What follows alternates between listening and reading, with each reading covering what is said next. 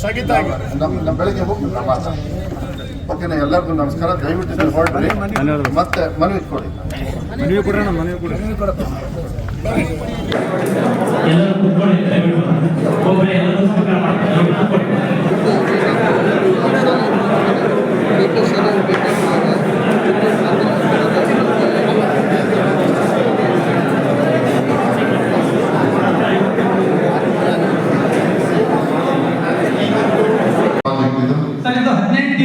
Starting ಅಲ್ಲಿ forest ಇರೋದ್ರಿಂದ 18 ತಿಂಗಳು ಮುಗಿದು ಮೊನ್ನೆ ಸೆಪ್ಟೆಂಬರ್. ನಿಮಗೆ ಐಡೆಂಟಿಫೈ ಮಾಡಿದಾಗ ಎಲ್ಲಿ ಬರುತ್ತೆ ಅಂತ ನಿಮಗೆ ಗೊತ್ತಿರುತ್ತೆ ತಾನೆ.